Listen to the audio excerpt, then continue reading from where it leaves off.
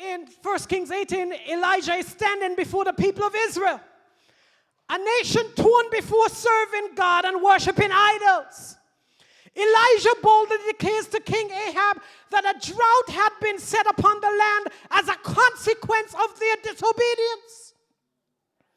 However, despite the prevailing drought, Elijah receives a message from God that rain is on its way. A promise of restoration and renewal. Now let's put ourselves in Elijah's shoes for a moment. He had just declared a drought. And the people were already skeptical of his words.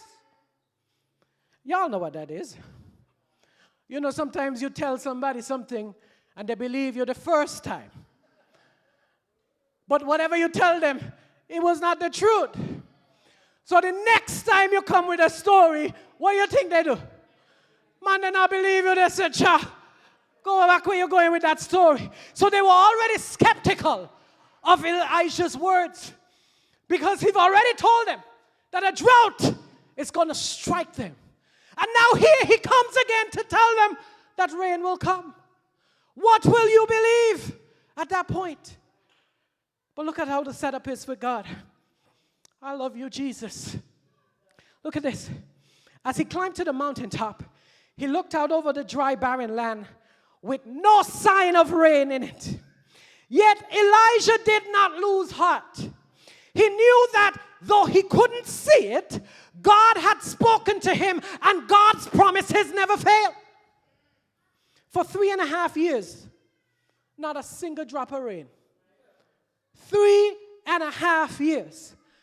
Not a single drop of rain fell upon the land.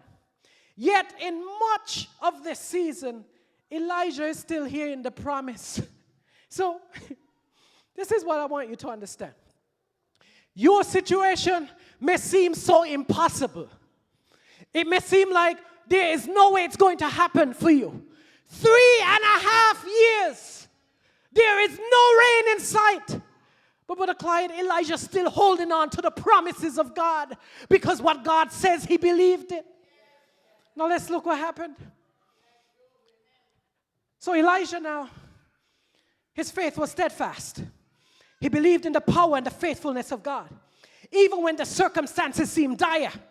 And he demonstrated it with his unwavering trust. So I don't see it, but I'm still praying.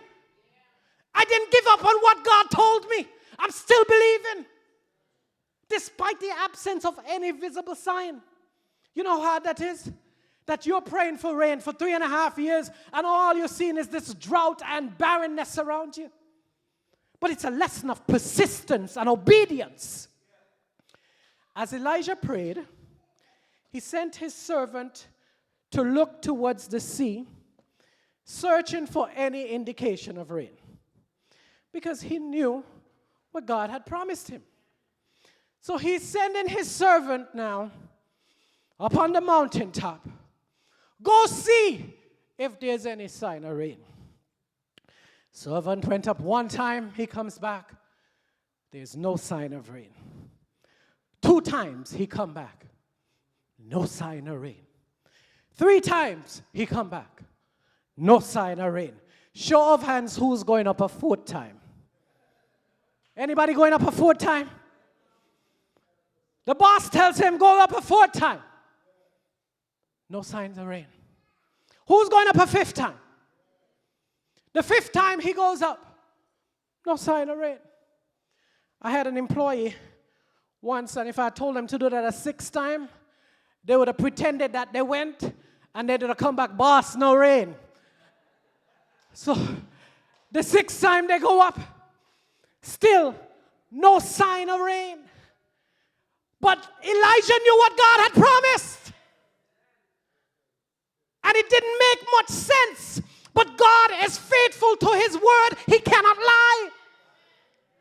He didn't waver in his faith. He continued to believe. And then at the 7th time, my Lord Jesus, at the 7th time, a small cloud appeared, rising from the sea. And you see, it wasn't a big thing that happened. Just a small cloud appeared. A glimmer of hope. in the midst of despair. And Elijah recognized the significance of this cloud. It's a sign that God has been answering and will be answering his prayers. In that moment, Elijah's faith was vindicated. And the people witnessed the power of God and the power of his word. Let me remind you of this. Our God is the same today and forever. His faithfulness and his promises are sure. And just as he fulfilled his promises to Elijah and to Ezekiel, he's going to do it for you. You might be surrounded by doubt. You might be surrounded by discouragement. You might be surrounded by people who are telling you, you can't do it. You shouldn't do it. You won't be successful. But God sent me here to tell you that his promises are true. And what he said to you, he meant it. He's faithful to his word. It's going to happen. And when it's going to happen, it's going to blow your mind. When chaos and confusion happens, it's the time when God's about to do something great. It's happened every time in the Bible. So don't be alarmed when things are not working the way you see them. Don't be alarmed when things are not working the way you want them to. God's up to a master plan. And his master plan is masterful. It's something that's going to be marvelous. Tell somebody God's plans are marvelous.